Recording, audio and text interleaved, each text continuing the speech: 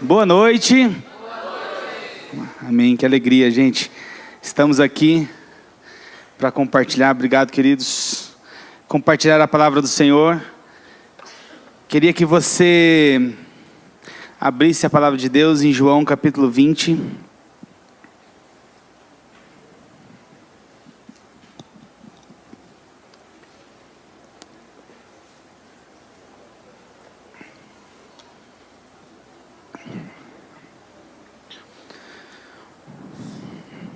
João capítulo 20, versículo 30. Esse não é o texto base da mensagem, mas eu queria começar com ele para nós introduzirmos o assunto. O título da mensagem de hoje é Eu não mereço, mas acredito. João 20, versículo 30, diz assim, Os discípulos viram Jesus fazer muitos outros sinais, além dos que se encontram registrados neste livro.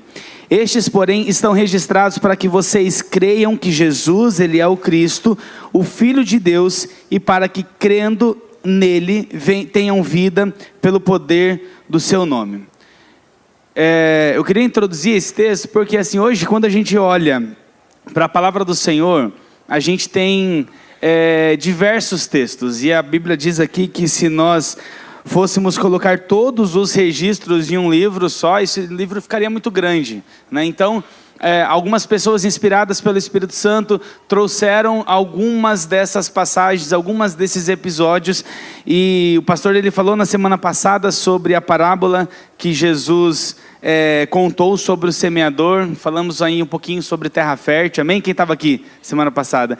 E ele nos ensina, né, que quando nós percebemos uma onda, nós temos que surfar nessa mesma onda, né? Então, nós falamos um pouquinho sobre uma parábola que Jesus havia ensinado. Hoje nós vamos continuar falando um pouquinho sobre um episódio, um momento específico da vida de Jesus, que está registrado lá em Lucas 7, tá? Então, assim, é importante porque olharmos e aprendermos, porque se existiram tantos outros sinais, tantos outros milagres, e esses daqui que estão escritos, são aqueles que a palavra de Deus diz, é o que nortearia a nossa fé, para que nós pudéssemos crer em Jesus. Então nós precisamos mergulhar nessas histórias, nesses eventos, nesses acontecimentos, e tirarmos o máximo de proveito, de aprendizado disso tudo, né?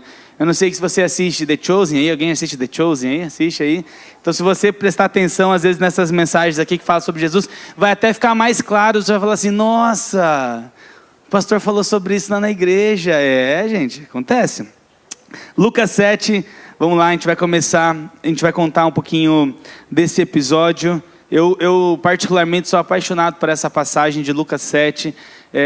Talvez é porque eu lembro que quando eu tirava algum tempo atrás, um dos momentos de devocional, havia uma canção, e dentro dessa canção havia um espontâneo, e essa pessoa que ministrava, ele citava Lucas 7. Então eu sempre gostei muito dessa passagem, e é sobre ela que nós vamos falar hoje.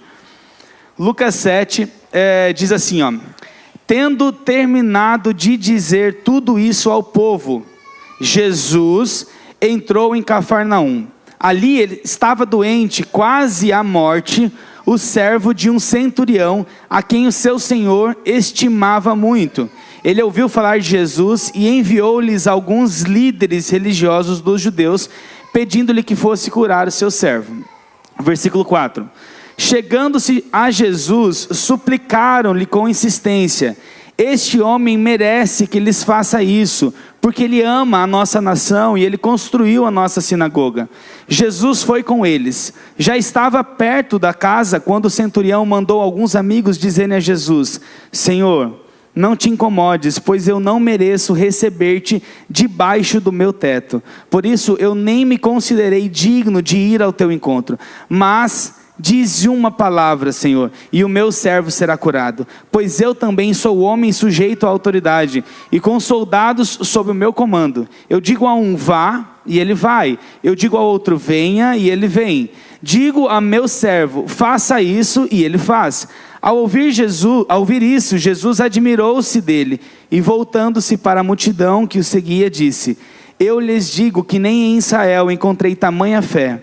Então os homens que haviam sido enviados voltaram para casa e encontraram o servo restabelecido. Curva sua cabeça, feche seus olhos. Senhor, nós agradecemos por tudo que já aconteceu até aqui, por momentos de adoração, de exaltação a Teu nome, de compartilharmos e partilharmos esse momento, a vida, de partilharmos as nossas histórias, como nós ouvimos aqui. Realmente isso faz parte de nós, daquilo que nós cremos, porque nós somos cristãos e nós queremos realmente que as pessoas conheçam aquilo que nós estamos vivendo. Senhor, que nessa noite nós possamos sair daqui edificados pela Tua palavra, que é viva, é eficaz, ela é a mesma para sempre. Nós cremos dessa forma e clamamos a Ti por atenção, por foco, em nome de Jesus. Amém. Amém. Queridos, a gente está falando então aqui de uma passagem onde havia um homem, e a Bíblia traz aqui, esse homem ele era um centurião, né? O que é um centurião?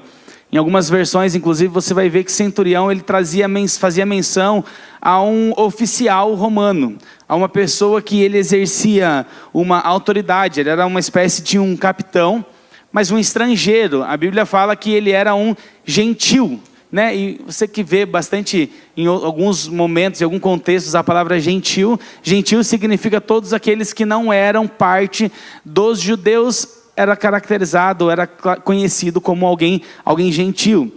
E não é gentil de gentileza, tá, gente? É gentil de... E esse oficial, ele tinha, a Bíblia diz aqui que ele tinha um servo que estava muito doente. Né? E o que ele faz? Ele ouve falar a respeito de Jesus e a respeito do que Jesus estava fazendo por onde ele passava. A Bíblia diz que ele, ao ouvir falar das maravilhas de Jesus, ele pede para que alguns líderes religiosos vão até Jesus e peçam para que Jesus curasse aquele seu servo que estava na sua casa. Aqui a gente já tira até um aprendizado e faz uma conexão com a mensagem que foi falada semana passada. Esse homem, ele tinha tudo, todos os argumentos, o contexto necessário para que ele não desse atenção e nem sequer clamasse ou pedisse algo de Jesus, que era um judeu. Afinal, Roma estava em processo de domínio sobre Israel, havia uma opressão por parte dos romanos sobre os judeus, e ele não era naturalmente alguém que pediria algo para Jesus sendo judeu. Nós vemos aqui que aprendemos semana passada que a terra fértil ela não é uma situação imutável, ela é mutável. Né? E nós vemos que aquele homem ele poderia ter um histórico, ele poderia ter um contexto, ele poderia ter vindo de uma geração, ele poderia até fazer parte de pessoas que não pediriam ou não se submeteriam a algo vindo de Jesus, mas ele mostrou que ele era diferente. Nós saímos daqui na semana passada entendendo que a terra... Nós podemos ter momentos onde a nossa terra ela está com espinhos, com pedras, mas essa não precisa ser uma condição imutável. Isso pode ser mudado, essas pedras podem ser arrancadas, esses espinhos podem ser tirados, e nós aprendemos, inclusive falamos na célula sobre isso. E por quê? Porque nós cremos que Deus ele nos chamou para sermos terras férteis. E esse homem ele já dá o primeiro exemplo de que ele entendeu isso, ele se tornou terra fértil a partir do momento que ele falou: vão até Jesus e peçam para que ele cure o meu servo que está doente. À medida com que eles encontram com Jesus, os líderes religiosos, eles chegam até Jesus e eles falam assim para ele: olha Jesus, existe um homem, ele é romano, mas ele tem um servo, e esse servo ele está muito doente, ele está prestes inclusive a morrer. E eles falam para Jesus assim: olha, mas eu sei que ele é romano, eu sei que existe o contexto, mas eu queria dizer, esse é um cara diferenciado, ele é um cara bom, ele ama a nossa nação, ele inclusive foi aquele que construiu a sinagoga, no lugar onde nós aprendemos, onde nós oramos, onde nós temos comunhão. A sinagoga não era simplesmente um prédio onde as pessoas se reuniam para fazer um culto. Ali era um lugar de oração, sim, era um lugar de culto, sim, mas era um lugar também de ensino, era um lugar também de comunhão. Então a representação de uma sinagoga era bastante importante. E esse homem que tinha tudo para ser aquele que destruiria algo vindo do cristianismo, por exemplo, vindo de Deus, ele estava ali como alguém que construiu a sinagoga. Ele falou assim: ele ama a nossa nação. E eles falam para Jesus: carece que você vá curar aquele servo dele, porque ele merece. Ele é bom, ele nos ajuda e ele ama a nossa nação. Senhor, então ele merece que você vá até lá e cure. E Jesus, a Bíblia diz que ele se aproxima da casa desse homem, da casa do centurião, e à medida com que ele chega perto, esse homem manda mais um grupo de pessoas se aproximarem de Jesus, representando ele. E quando eles chegam diante de Jesus, eles falam assim: Senhor, estamos aqui, em nome do centurião, e nós queremos dizer algo que veio da parte dele. E ele está dizendo assim: Senhor, não se incomode em vir até a minha casa. É como se ele estivesse dizendo: Jesus, não precisa nem entrar. Ele diz assim: eu não sou digno de que você entre no meu teto, na minha casa, no meu lugar, no lugar onde eu moro. Eu não mereço tanta honra, eu não sou digno nem de ir ao teu encontro, mas eu creio que se você der uma palavra, o meu servo pode ser curado. E Jesus, inclusive ele fala assim: Senhor, eu conheço sobre a autoridade. Eu, inclusive, exerço autoridade sobre alguns soldados. Eu falo para eles, vão, e eles vão. Eu falo para eles, venham, e eles vêm. Eu falo para eles, façam isso, e eles fazem. Parem de fazer isso, e eles param de fazer. Eu sei o que significa uma autoridade. Eu exerço autoridade sobre algumas pessoas. E porque eu entendo sobre isso, eu acredito na autoridade que está sobre a tua palavra. E se você disser que o meu servo está curado, mesmo sem entrar na minha casa, porque eu nem sou digno disso, eu creio que ele pode ser curado. Jesus, na hora que ele ouve aquele contexto, ele como se espantasse ali com uma certa admiração, e ele fala assim: uau, não sei se ele falou, tá? Mas eu acho que eu falaria: uau, eu nunca vi uma fé deste tamanho em todo Israel. Jesus está dizendo assim: olha, eu passei por lugares, eu andei com pessoas, eu já ensinei em algumas sinagogas, pessoas que cresceram aprendendo sobre Deus, aprendendo sobre fé, aprendendo sobre a palavra, e em todos os lugares, por todas as pessoas que eu passei, eu ainda não havia encontrado, ou não havia me deparado com alguém que tivesse uma fé como a fé deste homem, alguém que entendeu que ele nem merecia que eu estivesse lá, mas que havia autoridade na palavra que eu poderia lançar. E Jesus fala: uau. Ele falou uau, só não está escrito aqui, ó. A Bíblia diz que ele ficou impressionado, e ele diz assim: eu lhes digo que nem em Israel eu encontrei tamanha fé. A palavra de Deus diz que quando esses servos, eles voltam para a casa do centurião, e eles olham para aqueles servos, eles falam: uau. Aquele servo estava curado e totalmente restaurado. E eu uau mesmo, porque eles falaram: uau, meu, Jesus falou de lá, o cara nem chegou aqui, esse servo está curado. Gente, a gente vai tirar algumas lições específicas desse texto, e uma delas, o primeiro ponto que eu estou colocando aqui, eu intitulei como alguma lição aprendida com o texto de centurião. Eu não mereço, mas eu confio na sua bondade, eu confio na sua palavra. A gente vê aqui um paradoxo entre duas situações. Os líderes religiosos, eles chegaram diante de Jesus, dizendo para ele assim: Jesus, ele é um cara bom. Ele é um cara que fez bem, ele faz o bem, ele nos ajudou a construir a sinagoga, ele ama a nossa nação. Senhor, ele merece que você vá até lá, ou que você cure ele. Ao passo que o próprio centurião, ele chega diante do Senhor, obviamente aqui nesse texto aqui, representado por algumas pessoas, dizendo assim: Senhor, eu não mereço nem que você vá até a minha casa, eu não sou digno nem que você entre na porta da minha casa, mas se você soltar, lançar uma palavra, eu creio que o meu servo pode ser curado. Gente, o paradoxo está aqui. Os próprios líderes religiosos achando, entendendo, ou dando a entender a Jesus, de que pelo fato de ele ser bom, pelo fato de ele ajudar a comunidade judaica, pelo fato de ele ajudar aquelas pessoas, ele merecia algo. Mas o centurião, ele já estava além, ele dizia assim: olha, mesmo que eu seja isso, mesmo que eu faça isso, mesmo que eu contribua dessa forma, ainda assim eu não merecia. Existia alguém aqui entendendo que a bondade de Deus poderia ser alcançada por merecimento, mas existia aqui também alguém que entendia que ele não merecia nada. Esse primeiro ponto que nós aprendemos é: nós não merecemos, mas nós confiamos na sua bondade. Nós confiamos na sua palavra. Esse centurião, ele entendeu a sua situação, ele entendeu que inclusive poderia ser um desrespeito. Não cabia bem para um judeu entrar dentro da casa de um gentil, por exemplo, naquela época.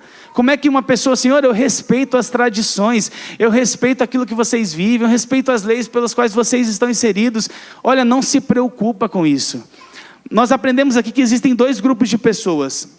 Existem aquelas pessoas que ao caminharem com Cristo, ao começarem a andar e a viver de uma forma, ou buscando uma forma reta, essa pessoa, ela começa, nós temos um risco de cairmos numa armadilha, de nós acharmos de que nós merecemos algo, de que nós somos dignos de algo, de que eu sou bom, eu não mato, eu não roubo, eu sou bom, eu estou fazendo tudo certinho, eu não traio a minha esposa, não traio minha esposa, como se trair a esposa fosse algo que você estivesse falando, nossa, olha só, você casou para você não, né? Não trair? Entende-se que você está fazendo nada mais do que a sua responsabilidade. Quando você dá atenção, quando você faz coisas boas, você está sendo moldado aqui aos domingos, nas palavras, nas células, nos discipulados, de uma forma que você tem que tomar cuidado para você não cair numa armadilha de achar que você merece.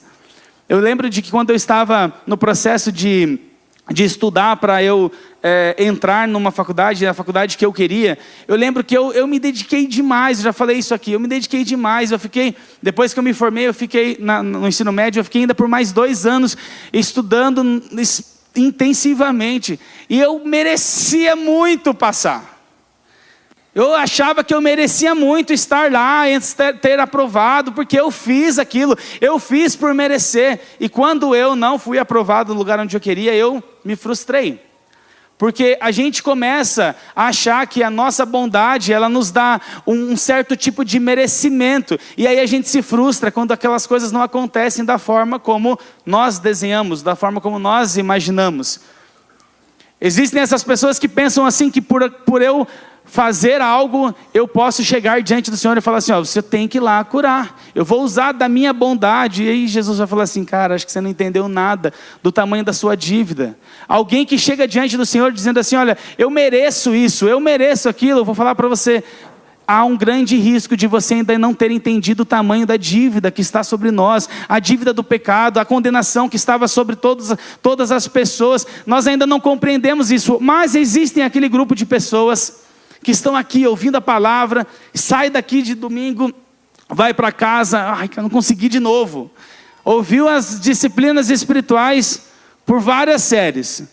Ai, meu Deus, eu não estou conseguindo praticar, eu não estou conseguindo. Eu sou muito ruim, eu sou muito pecador, eu sou muito...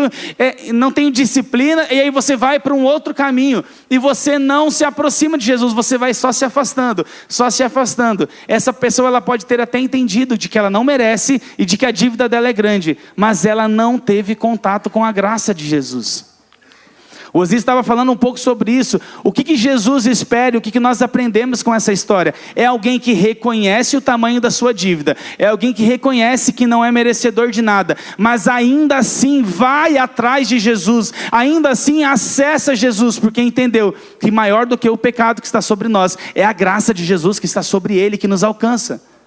O aprendizado que nós tiramos aqui Senhor, eu não mereço. O centurião disse assim, olha, eu não mereço que o Senhor vá na minha casa, mas ainda assim eu vou pedir algo. Eu sei que há poder na tua palavra, e eu sei que se você disser para ele ser curado, ele será curado. Queridos, ele estava ensinando um conceito bastante importante e necessário para a caminhada cristã. É alguém que reconhece que não merece, mas que também reconhece que existe uma graça disponível para mim e para você.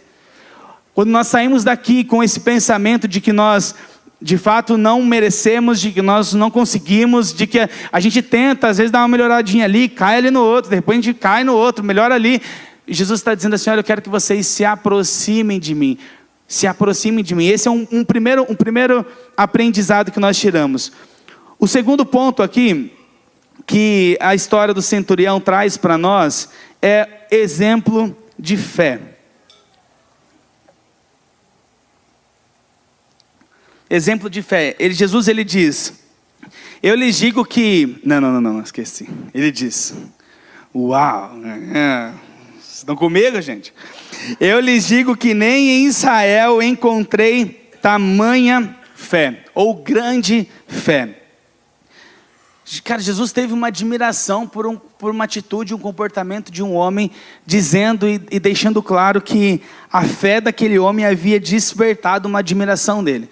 Nós vemos na Bíblia, na palavra de Deus, nós vemos que em alguns momentos a fé, e o próprio Jesus, ele confronta uma fé, às vezes uma fé pequena, mas ele também menciona em alguns momentos uma fé grande. E ele enaltece e reconhece como ele fez com o centurião. E o que nós aprendemos de que a fé ela pode crescer? Em Romanos 12 diz que ele repartiu uma medida de fé a cada um, mas ela pode crescer. Eu não sei, mas de alguma forma no mundo espiritual isso é medido, isso é mensurado. Essa fé que nós precisamos aprender, que essa fé que agradou a Jesus a ponto de despertar admiração, era uma fé que demonstrava de que nós não precisamos de nada além da palavra do Senhor Jesus. Esse centurião, ele trouxe um ensinamento importante, dizendo assim, olha, eu não preciso de nada, somente da tua palavra, porque eu sei que sob a tua palavra eu posso, sob a tua palavra eu consigo, sob a tua palavra eu alcanço, sob a tua palavra. Ele nos ensinou que nós precisamos estar embasados na palavra do Senhor, a palavra de Deus que é digna de confiança, a palavra de Deus que não tem nada mais sério do que isso, que é a mais respaldada, é aquela que é a expressão do caráter do Pai. Mateus 24:35 diz assim, passará o céu e passará a terra, porém as minhas palavras não passarão. Queridos, nós precisamos estar firmados na palavra do Senhor. Eu lembro que em 2018, quando eu vim para Itapetininga, antes disso ainda, lá em 2015, antes de vir em 2018, que eu vim de uma forma... que eu vim mesmo para morar aqui, né? Mas lá em 2015, quando eu ainda estava participando de uma conferência no iHope, eu lembro que eu sentei num momento de palavra de conhecimento, a gente teve aquele momento profético, e uma pessoa, ela trouxe uma direção para mim, para a minha vida, e uma palavra de conhecimento que marcou muito. Eu lembro que ela era americana, ela nem me conhecia, e ainda o meu inglês ainda nem era tão bom. E aí eu falei, meu Deus do céu, eu vou lá, eu vou sentar numa cadeira ali para fazer uma experiência profética, alguém vai trazer uma palavra de conhecimento em inglês, e se eu não entender nada, né? Eu vou gravar. Daí eu lembro que eu até gravei, mas eu entendi, é como se fosse, eu tive um up no meu inglês ali naquele momento. E aí, enquanto a gente sentava, enquanto ela trouxe direções que eu passei a viver lá em 2018. Quando eu vim para Itapetininga, quando nós viemos para cá, quando nós cremos numa palavra, nós nos lançamos sob uma palavra do Senhor sobre a nossa vida. Só o que acontece? O tempo vai passando, como o pastor disse, às vezes nós percebemos algumas pedras que vão caindo no meio do nosso caminho, que vão tentando impedir de frutificar, de germinar aquilo que um dia foi plantado e de aquilo que um dia foi lançado. E nessa semana nós ainda estávamos meditando sobre isso no discipulado, e nós voltamos ao lugar onde Deus um dia lançou algo sobre nós, sobre a minha vida e sobre a vida da Esther, que realmente me trouxe muito confronto. Por quê? Porque quando eu estou firmado e quando eu me lembro da palavra que foi lançada sobre mim, naquela experiência, eu sei que aquilo não muda, eu sei que aquilo é imutável, eu sei que aquilo não passa. Podem passar problemas, podem vir situações, podem vir concorrências de tempo, podem coisas tentarem roubar a minha disponibilidade, mas eu quero me lembrar da palavra que um dia foi lançada sobre a minha vida. Talvez você já recebeu em algum momento alguma direção, alguma palavra, algum encorajamento. Eu quero dizer que a palavra do Senhor, ela não muda. Pode ser que algumas coisas estejam adormecidas, mas nós queremos declarar nessa noite que a palavra do Senhor, ela está fazendo sentido para você. Ela está reconectando, reavivando coisas que estavam encobertas, coisas que você nem acreditava viver mais, coisas que você tinha medo de sonhar. Deus está falando assim, sonha com alegria, meu irmão, vive com alegria. Eu quero que você acredite na palavra que um dia foi lançada sobre você. Mateus capítulo 14, versículo 28 diz assim, respondendo-lhe Pedro, disse, se tu és Senhor, manda-me ir ter contigo por sobre as águas, e ele disse: vem. E Pedro, descendo do barco, andou por sobre as águas e foi ter com Jesus. A gente olha para esse episódio, a gente vê assim: Pedro andou sobre as águas. Eu queria dizer para você que antes de Pedro andar sobre as águas, ele andou sob a palavra. Ele falou: Jesus, mostra-me, manda-me ir ter contigo. E ele disse: venha.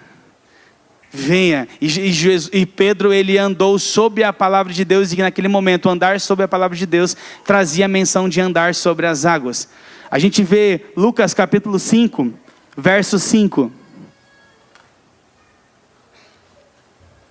Diz assim: respondendo-lhe Simão: mestre, havendo trabalhado toda a noite, nada apanhamos, mas sob a tua palavra eu lançarei as redes.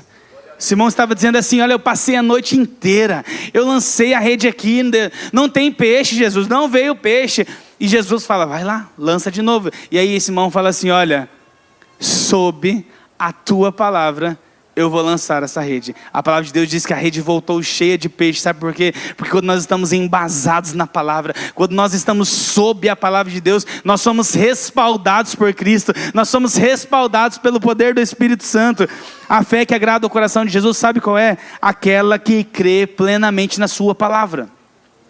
É por isso que você precisa, e eu preciso, desenvolver e conhecer e entender, porque existem algumas palavras que eu estou trazendo, que podem ser palavras específicas, mas existe a palavra de Deus disponível para nós. A palavra de Deus diz que Ele tem planos de paz, Ele tem planos bons para os seus filhos. A palavra de Deus diz sobre restaurações familiares, a palavra de Deus diz sobre cura. Quando nós estamos orando sobre cura na vida de alguém, nós estamos dizendo: Senhor, nós nem merecíamos ser curados, nós não merecíamos nada disso, mas sob a tua palavra eu coloco a minha oração, eu estendo as minhas mãos e eu creio na cura. Eu não quero que você saia daqui dizendo assim: então não vou orar, porque isso não for da vontade de Deus. A vontade de Deus é que você ore, meu irmão. A vontade de Deus é que você creia, mas você não pode trazer essa vontade ou esse pedido em seu próprio nome, em sua própria bondade. O centurião disse: a sua bondade é na sua palavra, e é nela que eu vou clamar, é nela que eu vou pedir cura, meu servo que está doente. A fé que agradou e gerou admiração no coração de Jesus era a fé de alguém que creu e que crê 100% na sua palavra. Eu queria concluir com o texto de Lucas 7, versículo 29. Antes de nós colocarmos ali, Lucas 7, ele traz algumas histórias. Ele traz alguns episódios que marcam bastante a minha vida. Um deles é esse encontro, né, que fala sobre o centurião, que mostra um pouco sobre o entendimento dele, do tamanho, né, que a gente aprende hoje e a coloca em prática como o tamanho da dívida que nós temos, mas o tamanho da graça de Jesus. Nós vemos também Jesus, ele ressuscita um filho de uma viúva. A Bíblia diz que Jesus, ele se encontra desse funeral e ele ora por aquela mulher, e aquele seu filho, ele é ressuscitado. Nós vemos também nesse próprio capítulo 7, um momento onde dentro da casa de Simão entra uma mulher que a Bíblia traz como uma mulher pecadora, e ao que tudo indica que era uma prostituta. Ela chega dentro da casa de Simão, que era um fariseu, e a Bíblia diz que ela se ajoelha aos pés de Jesus, e as suas lágrimas, à medida com que elas iam sendo derramadas, elas foram capazes de lavar os pés de Jesus. Ela secou os seus pés com os próprios cabelos. Ela derramou um perfume, né, nos pés de Jesus, perfumou Jesus. Havia ali um fariseu questionando Jesus, se relacionando, se conectando e permitindo que aquela mulher fizesse aquilo. A gente vê aqui Jesus dando um show de mostrar que quanto mais você é perdoado, mais você é amado. Então ele mostra a necessidade e o entendimento de alguém que reconhece o tamanho do seu pecado. Ele é a forma como ele vai ser amado. Enfim, existem esses episódios, você pode depois mergulhar em Lucas 7 lá. Mas existe também no próprio capítulo de Lucas 7, o momento onde fala que João Batista, ele estava preso. Esse homem era aquele que pregou anunciando a vinda de Jesus, que pregou, exortou no deserto. Ele veio falando bastante durante toda a sua vida sobre isso. Nesse momento João estava preso, E a Bíblia diz que ele pede para alguns dos seus discípulos irem até Jesus e falarem: olha, pergunta se ele é mesmo o Messias que havia de vir ou se nós devemos esperar outro. Né? E aí a hora que esses discípulos de João chegam até Jesus, eles perguntam isso para Jesus: olha, João, imagino que eles, olha, é meio forte ali o que ele está falando, mas né, nós vamos falar. E eles reproduzem aquilo, e Jesus ele fala assim: ó, volta lá, fala para eles. Imagina que Jesus está falando assim: ó, conta só o Lucas 7 aqui, o que vocês estão vendo nesse capítulo, que já vai ser suficiente para ele. Fala que um servo que estava quase morrendo foi curado, uma pessoa que tinha morrido já foi ressuscitada. Fala sobre a experiência daquela mulher pecadora que entrou na casa de um fariseu e a forma como eu lidei. Imagino que tantos outros sinais e milagres e maravilhas que Jesus estava fazendo. Ele falou: voltem lá para João e falem isso. Só contextualizando um pouco do que acontece nesse Lucas 7, porque eu sou apaixonado por isso. Mas ele fala assim: olha, eu vou aproveitar, quando eles vão embora, ele fala assim: ó, eu vou aproveitar para falar um pouco para vocês sobre a mensagem que João trouxe, a mensagem que Jesus trouxe, o Filho do Homem trouxe. A Bíblia diz que algumas pessoas aceitaram tudo aquilo que estava sendo pregado, mas algumas delas, elas rejeitaram. E aí nós chegamos no versículo 29, que diz assim: todo o povo, até os publicanos, ouvindo as palavras de Jesus, reconheceram que o caminho de Deus era justo, sendo batizados por João. Então existia um grupo de pessoas que reconheceu e que foi inclusive batizado por João. Mas os fariseus e os peritos na lei rejeitaram o propósito de Deus para eles, não sendo batizados. Existia um grupo de pessoas que recusaram, que rejeitaram a mensagem que estava sendo pregada. Versículo 31. A que posso, pois, comparar os homens dessa geração? Prosseguiu Jesus. Com que se parecem? São como crianças que ficam sentadas na praça e gritam umas às outras: nós lhe tocamos flauta, mas vocês não dançaram. Cantamos um lamento, mas vocês não choraram. Que comparação mais doida, né? Eu vou ler de novo. Olha, Jesus ele compara essas pessoas da geração que não receberam a palavra, ou que recusaram, rejeitaram. Ele diz assim: eles se parecem como crianças que ficam sentadas na praça, na rua, e gritam umas às outras: nós tocamos flautas, mas vocês não dançaram. Nós cantamos um lamento, mas vocês não choraram. Eu meditando, estudando um pouco sobre essa passagem, eu fiquei imaginando assim, ó, naquele momento, naquela fase, naquela época, era comum ter muitos casamentos e ter muitos funerais também, né? Não existia uma medicina como existe hoje, e as pessoas, todo mundo casava rápido, todo mundo casava, achava, dava certo, você vai ver isso. Imagino que se essas crianças, né, e tentando compreender um pouco essa ilustração que Jesus está fazendo, essas crianças estavam brincando ali, né, na praça, na rua, e havia um grupo que estava com flauta, com festa, com dança, tentando trazer esse cenário de alegria, ao passo que existia um grupo de pessoas de crianças que estavam com esse som de lamento, canções de lamentos, cantos de lamento. E aí nós lemos nessa comparação que Jesus está dizendo, falando assim: olha, esse grupo de crianças aqui, eles estão tocando flauta, fazendo festa, dançando, mas o outro grupo não quer dançar, eles não querem dançar. E esse grupo daqui, na verdade, ele queria o quê? Ele queria brincar de funeral. É como se um estivesse brincando de casamento e o outro estivesse brincando de funeral. Não sei se vocês já brincaram disso, eu não. Mas, ao que tudo indica aqui, eu brincava de pega-pega, esconde-esconde, né, irmão? Não sei se brincava de pega-bandeira, não sei quais são suas brincadeiras aí. Brincava de boneca de lata, aí sei lá, né? Temos aqui todas as experiências. Mas essas crianças estavam brincando de casamento e de funeral, para que você entenda ali um pouco melhor essa ilustração. E esse grupo aqui, que estava na festa, tocando flauta, queria que dançasse. O outro grupo, não, eu não quero dançar. Eu quero mesmo é chorar. Eu quero canção de lamento, eu quero brincar de funeral. E o outro grupo não. O outro grupo não queria se submeter àquela vontade do outro. O que isso traz? E qual que é o entendimento que nós estamos aprendendo aqui? O problema não era o tipo de brincadeira. O problema não era se existia uma flauta para trazer alegria, ou se existia um lamento para trazer essa canção, essa versão um pouco mais triste da história. O problema é que um grupo não queria se submeter à vontade do outro.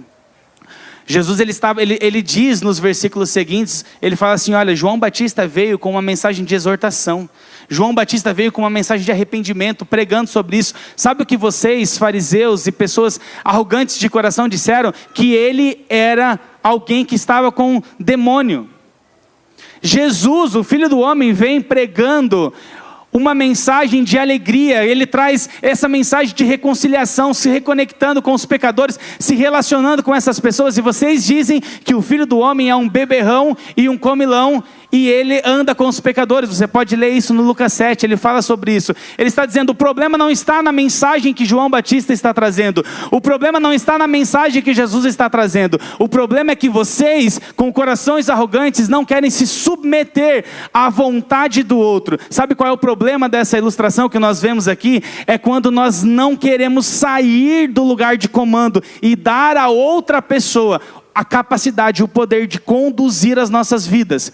O aprendizado que nós vemos aqui é que Jesus estava pregando o evangelho, dizendo assim, olha, para você viver sob esse reino, para você viver sob a minha palavra, será necessário você sair do comando das coisas. Aquele grupo de crianças não queriam se submeter à vontade um dos outros, da mesma forma que os fariseus não queriam se submeter à vontade de um rei, eles não queriam se submeter à vontade de Jesus, mas Jesus estava dizendo assim, olha, neste evangelho, neste reino, não há outra opção, para nós vivermos na plenitude daquilo que eu estou dizendo para vocês, é necessário sair do comando, é necessário você sair do controle, e dizer assim, Senhor, eu me submeto. Se a canção, se o momento que eu estou aqui, a canção é de tristeza, então eu vou chorar. Se o momento é de alegria, então eu vou me alegrar, porque eu não estou interessado em viver para mim mesmo, eu estou interessado em me submeter à vontade do meu rei, eu estou interessado em viver para me submeter à vontade do meu pai. E o ponto é, qual é a vontade do pai para a sua vida? O grande aprendizado que ele está dizendo é que nós precisamos deixar o controle da nossa vida e deixarmos de ser como crianças, que eu não quero brincar disso, que eu não quero o que, Deus? Se você quiser isso de mim agora, eu me submeto a isso. Se você quiser isso de mim agora, eu me submeto a isso, porque muito mais do que a minha vontade, eu quero a sua vontade. Queria que você se colocasse de pé nessa noite.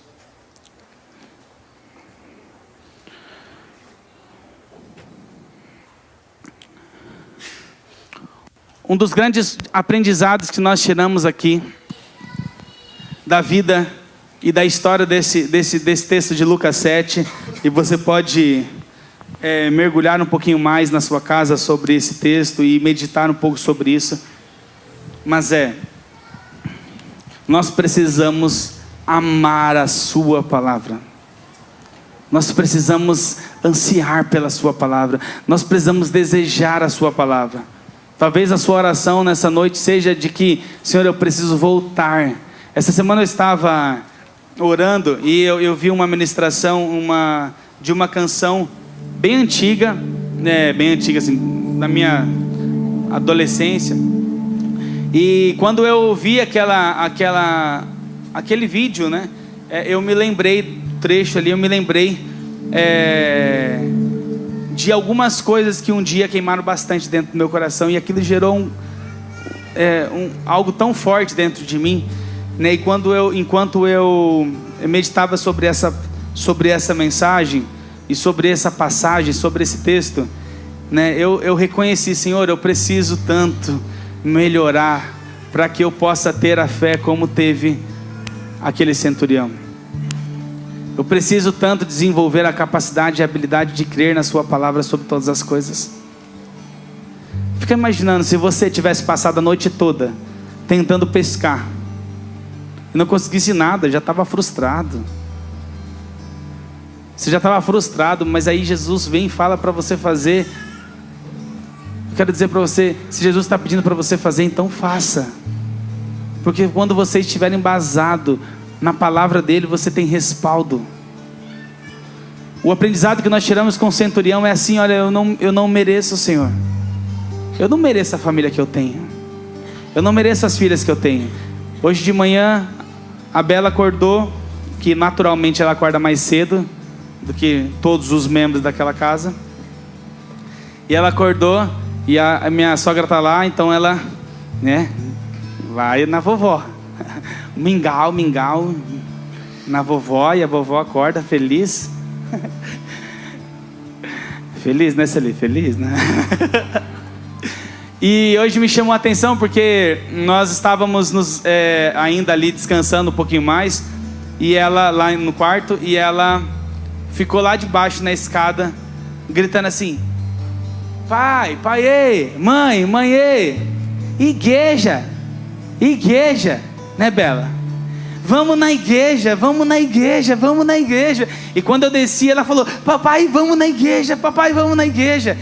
Gente, isso para mim não tem, eu não merecia isso. Eu não merecia ter filhas assim, eu não merecia ter uma esposa assim, eu não merecia ter uma família dessa forma. Eu não merecia ter uma comunidade como essa que eu tenho. Eu não merecia ter o trabalho que eu tenho. Eu não merecia ter os amigos que eu tenho. Mas a graça do Senhor me alcança. A graça do Senhor me alcança a ponto de eu não deixar de acessá-lo porque eu sou pecador. O aprendizado aqui que nós queremos sair é assim: Senhor, eu tenho uma família tão abençoada. Eu não merecia isso. Eu estou vivendo numa fase assim, eu não merecia isso. Nós não merecíamos esse lugar, nós não merecíamos essas pessoas, nós não merecíamos esses amigos, nós não merecíamos nada, irmão. A nossa dívida ela era muito grande, mas a graça de Jesus ela é superior a isso. E aquele centurião disse assim: olha, eu não mereço, mas eu me aproximo. Eu não mereço, mas eu não deixo de te buscar. Senhor, eu não merecia um casamento. Senhor, eu não merecia esse trabalho, mas não é pela minha bondade. Eu posso até ter feito a minha parte, Senhor, mas olha, isso não é nada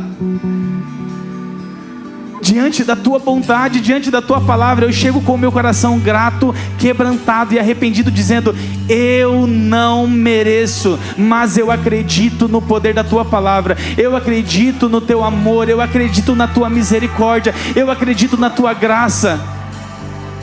Essa precisa ser a motivação do nosso coração. Existe uma responsabilidade da nossa parte de entendermos essas duas coisas. Nós não merecíamos, mas nós temos acesso. E Jesus é maravilhoso por isso. Hoje nós estávamos em Sorocaba e uma mulher, ela pediu 1 minuto para ela compartilhar algo. Ela era uma hóspede do hotel lá. E ela falou assim: eu só quero falar algo bem rápido ali, que eu vou ter uma reunião. Aparentemente uma mulher bem sucedida, ela falou que já tinha uns 82 anos, mas muito, né, disposta, mas ela estava de cadeira de roda, ela não tinha uma das pernas, e ela disse, ela só pegou o microfone assim que eu dei a oportunidade para ela falou assim: eu só queria dizer algo, Deus é fantástico.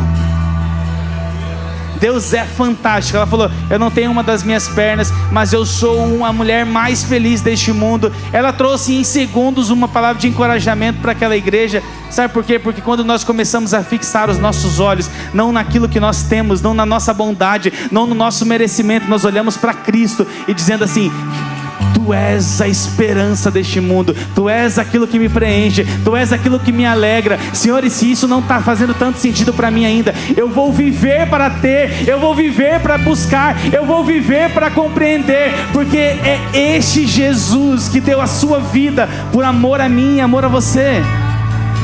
O tipo de fé que Ele espera de mim e de você é uma fé de alguém que acredita, que se relaciona com a sua palavra, dizendo assim: a tua palavra me basta.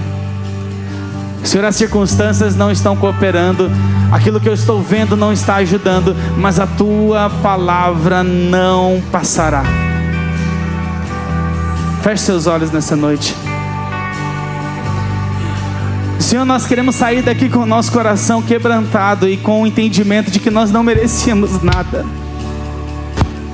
Senhor, nós não merecíamos a nossa casa, nós não merecíamos a nossa família, nós não merecíamos nem viver o sonho que nós estamos vivendo, nós não merecíamos viver uma concretização de coisas que estamos vivendo. E existem pessoas aqui em situações diferentes, em momentos diferentes, mas a sua misericórdia nos alcança, o seu amor nos alcança. E da mesma forma que aquele centurião entendeu que ele não merecia, Ele ainda assim acessou o Senhor e Ele tocou o seu coração. Ele gerou admiração em ti, porque Ele creu na Tua palavra. Senhor, nós queremos crer na Tua palavra. Nos ensina a nos apegarmos nela, a nos submetermos a ela, a nos relacionarmos com ela, a sermos apaixonados por ela. Se nós não entendemos hoje, nós entenderemos amanhã. Se isso não fizer sentido agora, vai fazer sentido depois. Mas que isso não mude o nosso comportamento diante de um Deus santo, irrepreensível, poderoso. Isso possa gerar em nós clareza, convicção e satisfação. Senhor, não há nada mais importante do que a Tua palavra para nós. Tu és o Cristo, o Filho do Deus vivo, e nós queremos viver para isso. Senhor, nós não queremos ser como aquelas crianças ilustradas por Jesus, que não queriam se submeter à vontade de Deus, que não queriam sair do lugar de comando, que não queriam sair do lugar de controle. Senhor, eu oro para que o Senhor seja aquele que controla as nossas vidas, para que o Senhor assuma, Deus, a posição de guia, de norte, aquele que manda. Se nós mandássemos para ir para a direita, nós iremos para a direita. Se o Senhor me mandar ir para a esquerda, eu vou para a esquerda. Se o Senhor me mandar avançar, eu vou avançar. Se o Senhor me falar para parar, eu vou parar, porque eu quero estar sob o Teu comando, sob a Tua palavra, porque isso não passará. O Senhor é fiel, o Senhor é suficiente para nós, Jesus. Aleluia, Jesus. Aleluia, Jesus.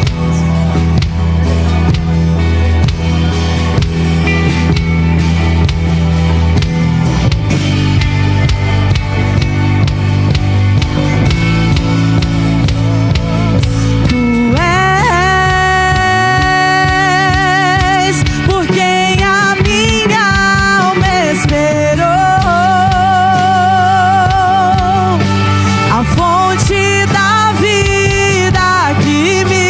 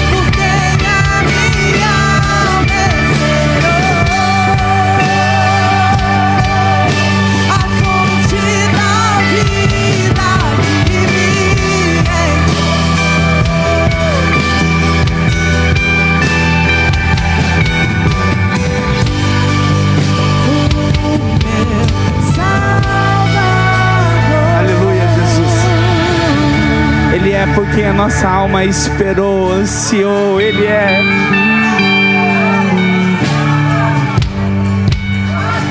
Tu és aquele que nossa alma ansiou, Jesus. Tu és o Filho de Deus, o Salvador.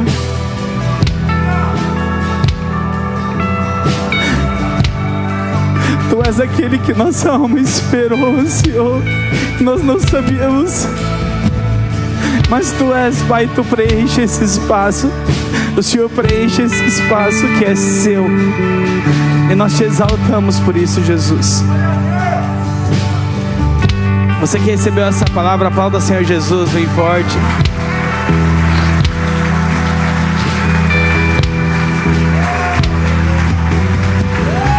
Aleluia. Te adoramos, Senhor. Te adoramos, Jesus.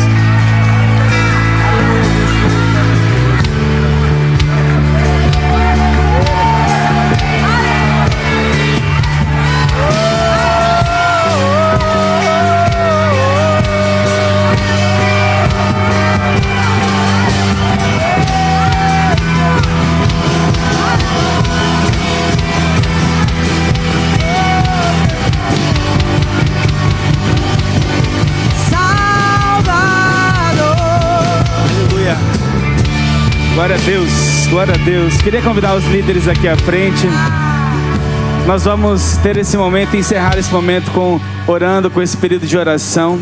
Que você não vá embora sem antes vir aqui. Nós queremos orar por vocês, nós queremos servir vocês.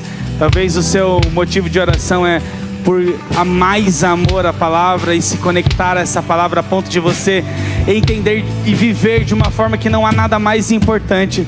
Talvez o motivo da sua oração seja: eu preciso me relacionar mais com a graça, o pecado está me afastando, mas a graça de Jesus te aproxima. Nós queremos orar por vocês, ou seja, por qualquer outro pedido específico. Nós estamos aqui para servi-los.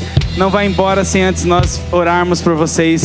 Senhor, nós te agradecemos por essa noite, por esse culto, por essa palavra, por essa mensagem. Senhor, nós não merecíamos nada, mas nós a cremos e acreditamos e saímos daqui convictos de que o Senhor é acessível.